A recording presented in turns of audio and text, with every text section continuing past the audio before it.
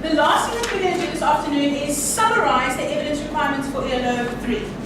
ELO 3, not 2, for facilitate learning. Okay, see, guys, facilitators also make mistakes that you learn from them. Okay, ELO 3.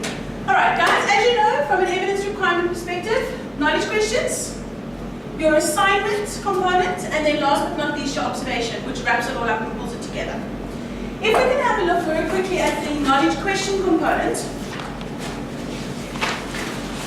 your activities this morning very much spoke to unpacking those knowledge questionnaires so that we can just get an idea of what are some of the elements that we're looking for. Okay. In summary then, 3.1 is around describe and list at least 3 barriers to learning. So what could a facilitator do to minimize these barriers in the training environment? You can go and research, you could, or otherwise quite simplistically just go and say, in my experience as a facilitator, what are some of the barriers that my learners have come across, or that I've come across and how I dealt with them? Okay. The second one is 3.2, which is facilitators are sometimes faced with different scenarios where we have to facilitate to learners with special needs. I just want you to note that this question does talk specifically to mechanical engineering. So it is talking more along the lines of facilitating and supporting learners with special needs in a more technical environment. And that's done for a reason.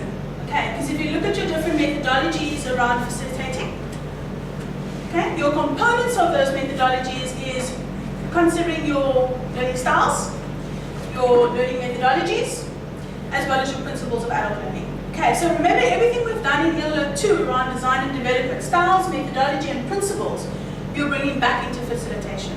Okay. The next one is 3.3, and it has a very heavy weighting on human rights.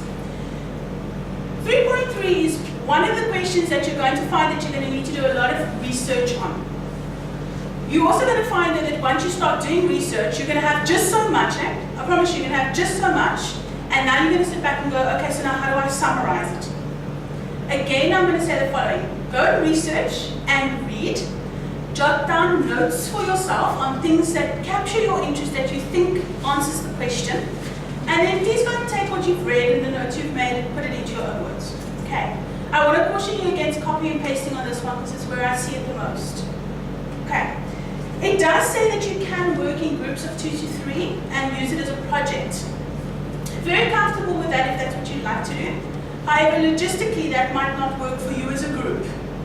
Okay, so if you want to work on your own, that's more than fine. Yes, of course you can. If we were to do it as a project group and divide the work, is that also? No, unfortunately not. You were all thinking it. I'm just No, it's a good question, Anif, and sometimes we learners get stuck. Because if we work together, we think we can separate it, which makes logical sense because we're working in a group. The problem is inevitably what happens is one person does all the research and another one does this and another one does that. And the problem is when you evaluate it, then you sit with the problem. Yeah. Okay. So if you were going to all sit in a room together and you were going to research it together and you're going to put a project together and you're going to do it in a room together, then I'd say fine. Okay, and that's why the logistics is a bit of a challenge. Okay, and then number 4, assistive devices. Guys, again, I'm saying go and read.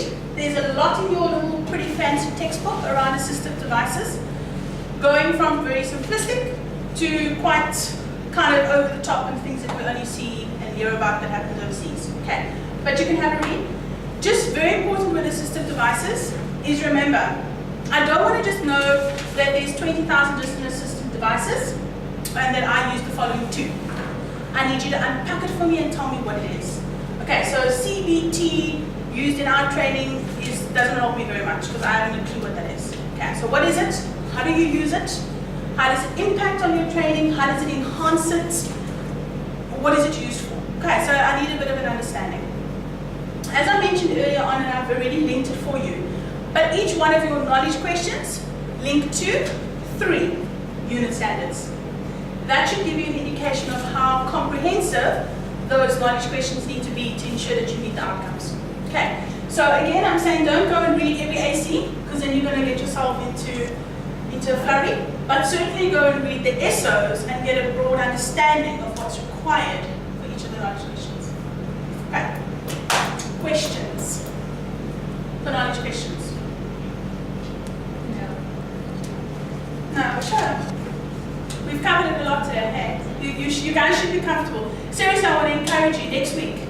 Tackle the knowledge questions one time. It's fresh, it's here, you've got it. Go and do it.